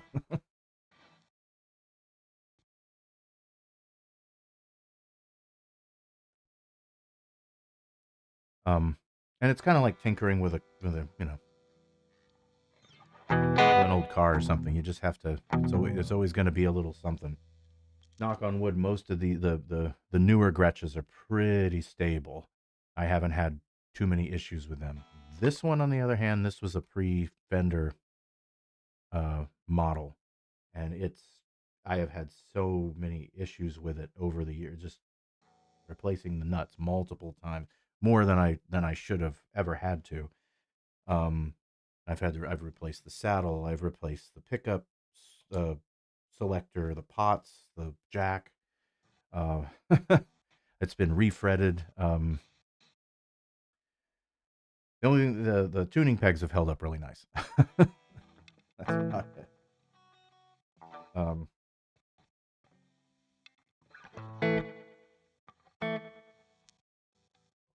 uh, um, if it goes out of tune, no, it's a standard thing. It's what happens with most Bigsby's, even brand new guitars. Again, they mitigate it pretty well as best they can with the type of materials that they do. They put the nut that they make the nut out of, but a lot of it's in the setup. Gretsch is fairly good, but I remember when I got the hot rod, it would go in and out when I used the Bigsby until I set it up. And once I set it up and I did all the little things that I talked about, then it's been fine.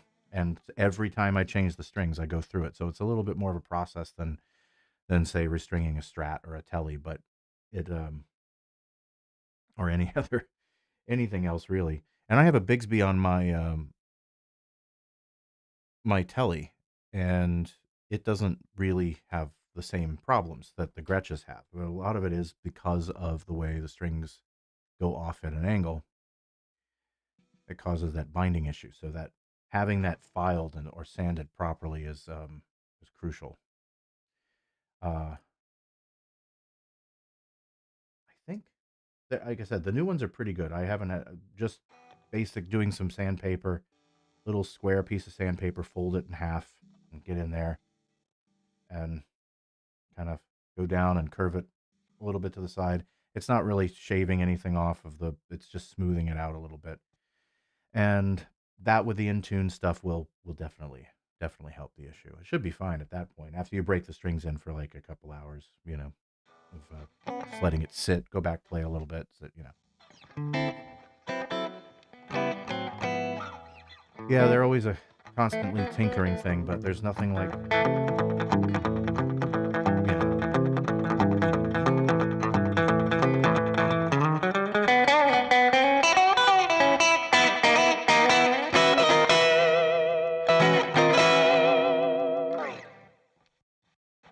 nothing like that sound.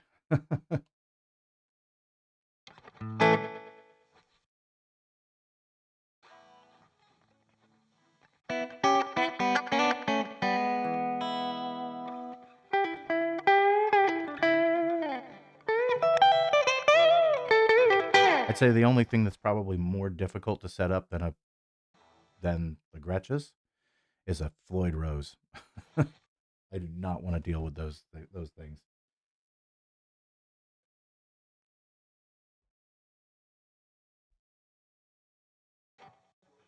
That's a whole different sound and genre anyway. But you don't quite get the same sound that you get out of a Bigsby. And Bigsby's really they're not meant to dive.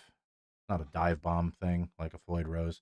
It's just meant to give a little bit of a waver. You can go down a little bit, but it's not even going down it's barely going down like a half step. Just, that's about as low as you really want to go. I mean, you can go down to D. Way.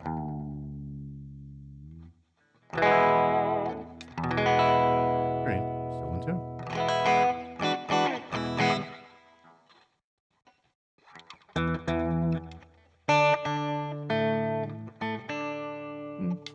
Close enough for rock and roll, right?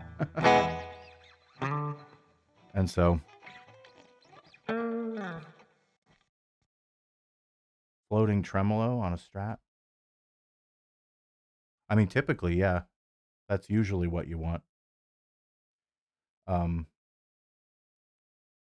The easiest way to get that to work is take a pack of strings, and you want to get the strings to tension, and that's going to lift the tremolo plate up, and then go to the back of the guitar and tighten the springs so it brings it down essentially flush with the with the with this pack of strings, and then that little gap in there is about as much as you want. I like it personally, but that's the measurement of a distance. Just take a D'Addario pack of strings and see if it fits under there. Yeah, I like the floating tremolo. I don't like the floating bridges for the Gretches, the older ones. Excuse me. The new one, this one had a floating. That was another problem with this. This one had a floating bridge, which I didn't know until I got it. My old one, I had an old Tennessee, and it was like a 74, 76, something like that, and had a lot of problems. That one had more like electrical issues, and that was mostly due to its age, I think. But this one was floating. They're all locked down now, as far as I understand it. But even the Electromatic ones, they were still doing the floating bridges for those, and the idea was they didn't want to drill into the body of the guitar and any more than they absolutely had to. But with a Bigsby, if you don't lock that down, it's gonna flop around, and mostly if you do any palm muting, the bridge is gonna start sliding down, and it'll stay relatively in place, but it's gonna start angling and twisting, and your intonation's gonna be off, and it's, yeah. If you do happen to have a floating bridge, just lock that down with two-sided tape or something.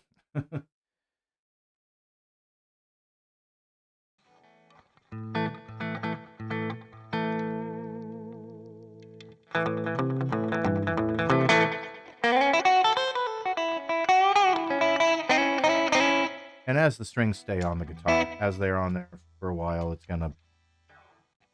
they're gonna settle in, and they won't stretch as much. But any string is gonna always bend them like this, grab them, pull up. You see, just grabbing them, pulling it all the way. And when you put that in-tune stuff in there, you want to keep the strings to tension, pull them out of the nut slot, put it in there, and then put it back.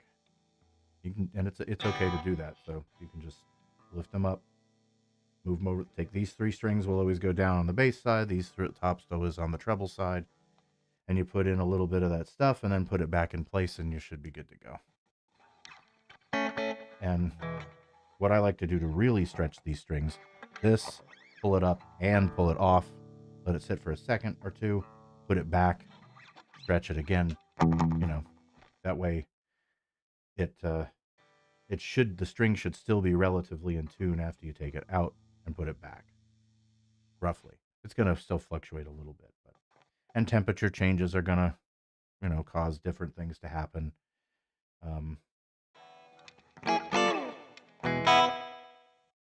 Yeah, I was playing with a Tele the other day, and it was I went to play a note up here, and it just went beep, had a fret out. And it happens from temperature fluctuations. So I was able to, just by playing it, and it has, to be fair, it's just been sitting on the wall. I haven't really played it all that much. Just by playing it for a little bit, the neck kind of loosened up, and I was able to get that to stop, because I got the action on these things really low. It's 2/32 is the highest I think that I have, and that's on the blue one. This one's like 32nd and a half. It's really, really, really close.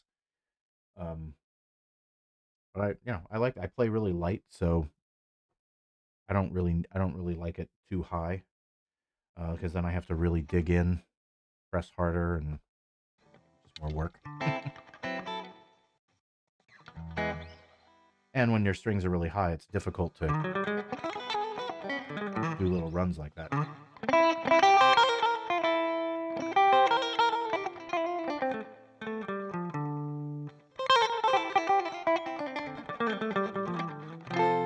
Right.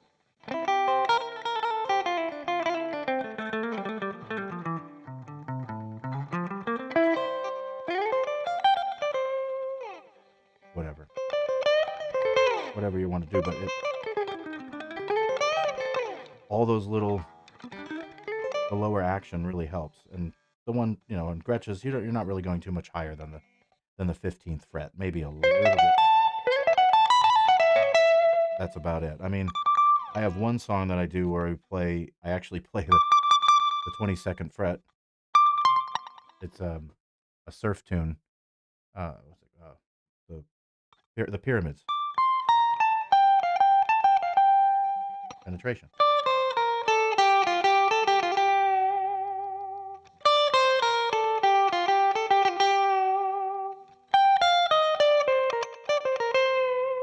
But the second verse, I go up here.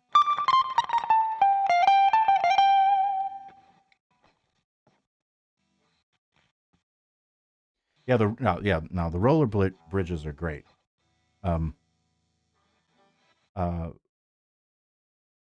they don't really, you wouldn't have the same issues. It's the two pneumatic ones. The only thing I've played with them before. If you do a heavy bend up here like this,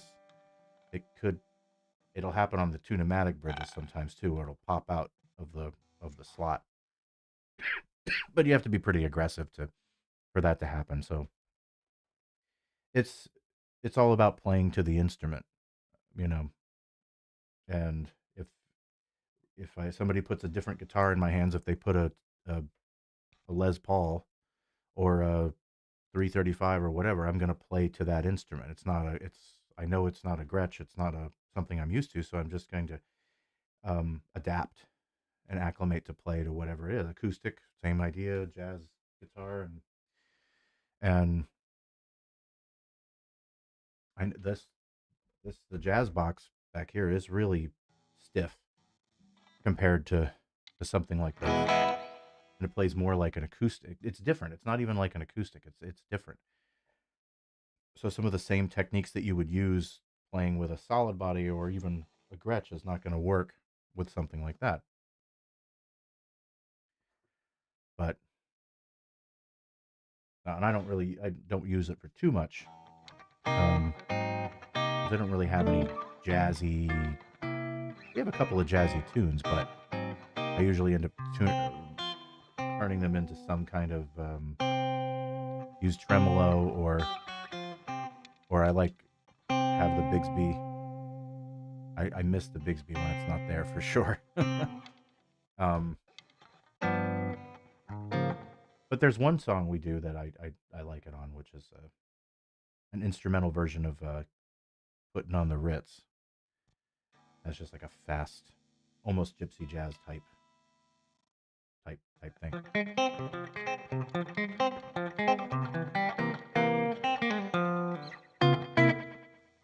Um, yeah, it works well with the jazz thing, or the that guitar. And we do a Sinatra version of the Sinatra's version of sorry, not his version. We do Sinatra's song "Angel Eyes," but we kind of turn it into this almost like a Harlem Nocturne sound. I use the tremolo and some reverb, and the Bigsby really kicks it up. So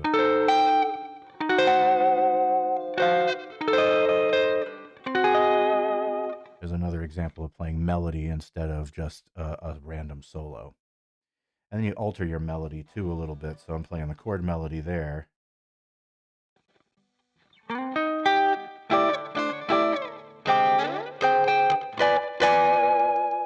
Back around.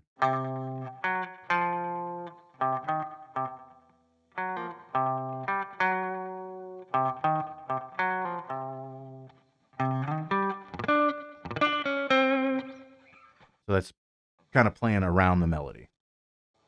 Little sort of the melody, but not. Changes it a little bit.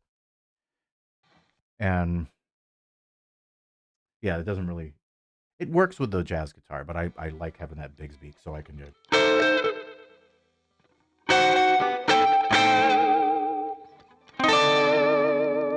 Having that nice waver.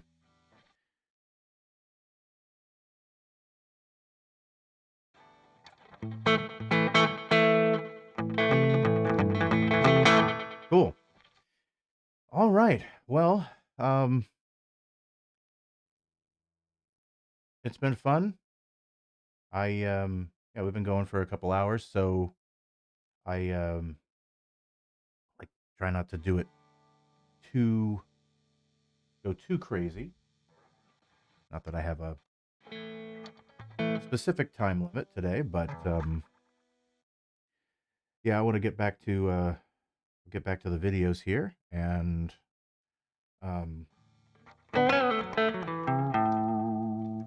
figure out some more things to talk about for next time, so I don't completely run out of stuff to to go over. We should try to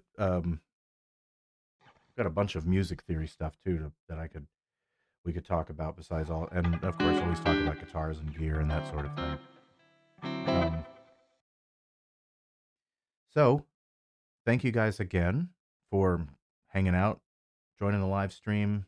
Thanks for watching the videos. Of course, don't forget to like, subscribe.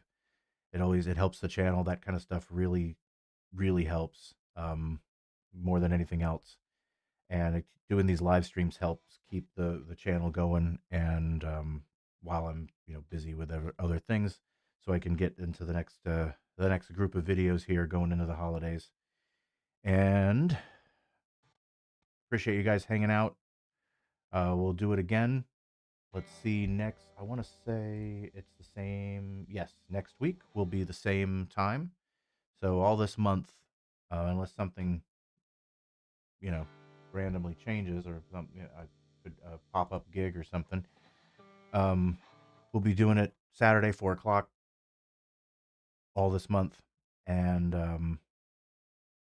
I try to keep it in that keep it at that time frame. It seems to work better for everybody and for myself as well, and I don't have to cut it short for unnecessary reasons or running. I have to run out to a gig or something like that.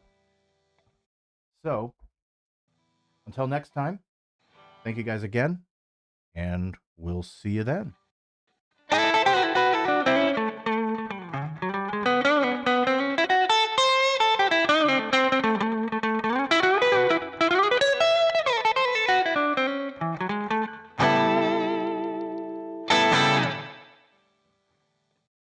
Have a good one, everybody.